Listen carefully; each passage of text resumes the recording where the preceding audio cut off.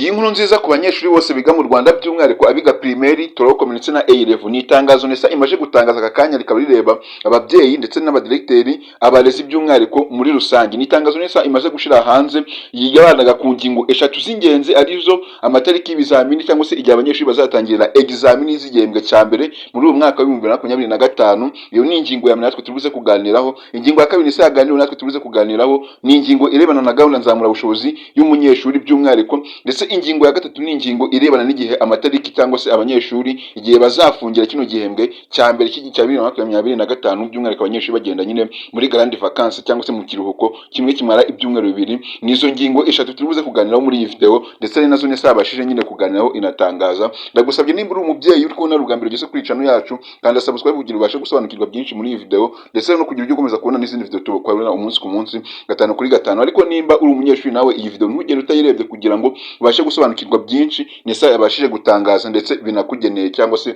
bikoreba by'umwihariko. Nkuko twabivuze rero, reka dutangire n'ingingo ya mbere NESA nayo yabashije kuganiraho. Ni ingingo irebana n'amatariki cyangwa se igihe abanyeshuri bazatangira examini z'igihembwe cya mbere, nkuko nyine NESA yari imaze kubitangaza cyangwa yari imaze kubibabwira bwa mbere. NESA rero reka turebere hamwe igihe yatangaje yashizeho abanyeshuri bagomba gutangirira examini hose mu gihugu bagatangira examini. Itariki yamaze gushiraho rero nta zindi, ni itariki enye z'uku kwezi kwa 12 2025 nibwo abanyeshuri bazatangira examini z'igihembwe cya mbere. By'umwihariko ku banyeshuri nyine NESA irabibutsa ko bagomba kwitegura neza bakazagera ku icyo gihe cyo gutangira examini ku itariki 5 z'ukwezi kwa 12 abanyeshuri bameze neza, barize nyine muri make nyine bafite ibintu bagomba kuzagira bagiye gukora, nta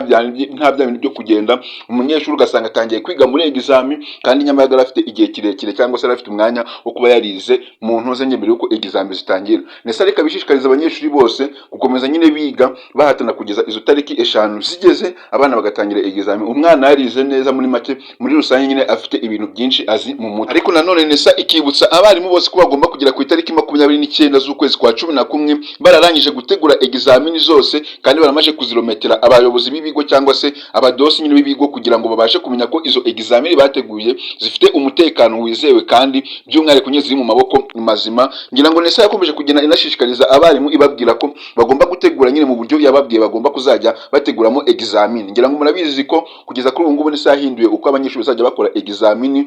azajya bakora examini muri bwa buryo nyine NESA yashizeho, ari nabwo ishishikariza abarimu bagomba guteguramo zino examini z'igihembwe cya mbere cyangwa se n'izindi examini zose bazagenda bategura. Multiple choice nyine murabizi muri section A hakazamo multiple choice, gucuzinga ibintu true or false n'izindi zigiye zitandukanye nyine, ariko ikaba igizwe n'amanota 70 section A ari uguhitamo no kumatching na true or false. None muri section B ngo abana bakagenda bagatoramo ibibazo bibiri cyangwa se bitatu, none ibyo bibazo bikaba bifite amanota 30 bahuza na 70 bigatuma amanota nyine 100%. Ari na mpamvu NESA rero igomeza ishishikariza abarimu, ndetse ari na mpamvu n'itangazo rigenewe nabo abarimu kugira ngo babashe kumenya nyine ko bagomba gutegura mu buryo NESA yashizeho bw'umwihariko, mu buryo bwo kugira nyine ngo abana batazajya bananirwa mu mutwe, kuko yarabirebye nyine isanga ari igihe bajyaga bategura ibibazo byinshi ugasanga bateguye ibibazo byinshi cyane abana bagakora rimwe na rimwe ntibarangize examini, bikaba ngombwa ko hari abana bagenda bakora examini bakataha batarangije gukora examini bitewe n'uko ibibazo byagiye biba byinshi bikabagora. Ari na mpamvu rero NESA rero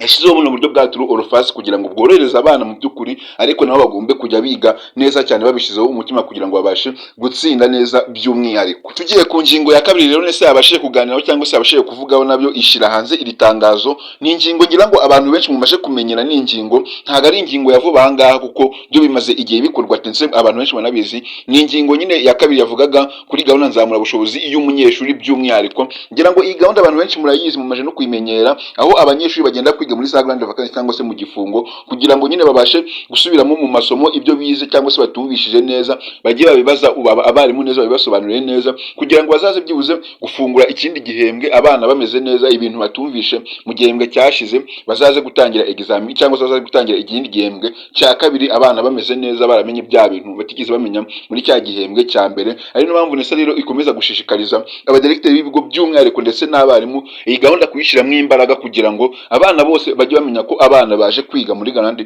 cyangwa se kwiga mu gifungo, kugira ngo ibashe nyine kumenya neza ko nyine iyo gahunda yashizeho abana bari kuyikurikiza neza cyangwa se abana bari kuza kwiga nk'uko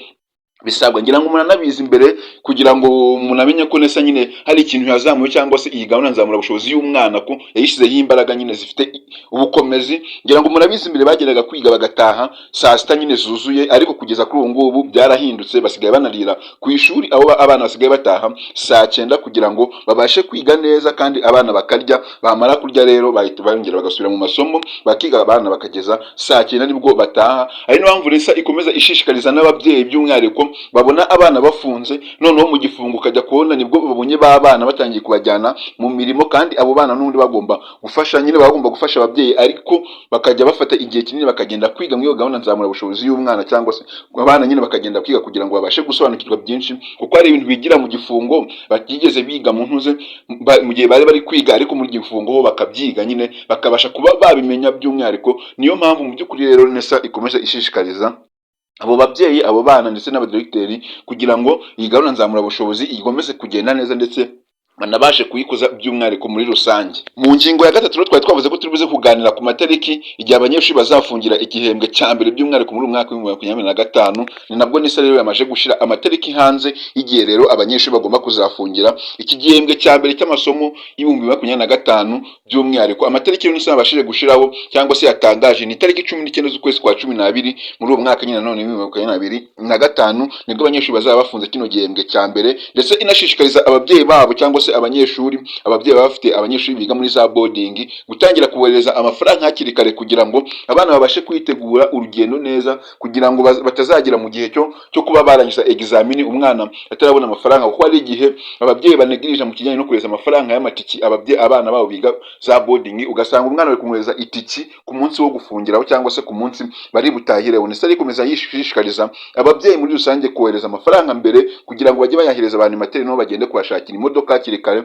abana bajye barangiza gukora, cyangwa se mu gihe bafunze bajye barangiza imodoka zirangaho ku kigo zihita zibatwara nta byo gutinda, kuko byagiye bigaragara ko byagiye biba imbogamizi zikomeye cyane mu bana nyine, ugasanga abana bategewe n'ibigo akenshi na kenshi hari ukuntu bakunda kugenda bakaba barara muri za gare, cyangwa se bakaba bagendagenda ugasanga nyine bari kurara mu mayirayira gutyo, bitewe n'uko ababyeyi batohereje amafaranga hakiri kare, noneho bagende kubafatira imodoka zikiboneka kugira ngo abana bajye babashikaho kare by'umwihariko. Ndetse inashishikariza ababyeyi kugira ngo bajye bahamagara bakumenyekana n'ibigo abana babo baba bagiye baturukaho, bababwira nimba abana bashitse cyangwa se babamenyesha nyine ko abana bashitse by'umwihariko muri rusange. Iryo rero ryari itangazo rya Nesa. Ndagushimiye twabanye kuva iyi video itangiye kugera irangiye, uri umuntu w'agaciro cyane, ariko nimba iyi video wayikunze tera like ndetse unatere comment nawe uko ubyumva, ndetse iyi video unayisharinge ku nshuti zawe kugira ngo nawe babashe kumenya aya makuru by'umwihariko Nesa ibagiye itangaza. Ariko nanone ikintu nyamukuru utibagirwa gukora nimba uri kunarugamira ugeze kuri channel yacu ya PQS TV, ndakunyinze kuri subscribe, wibuke gufungura inzogera kugira ukomeza kubona natwe mu zindi video tubategurira umunsi ku munsi, 5 kuri 5. Ni PQS TV, aya ari amatangazo ya Nesa tuba tubagizaho umunsi ku munsi, 5 kuri 5.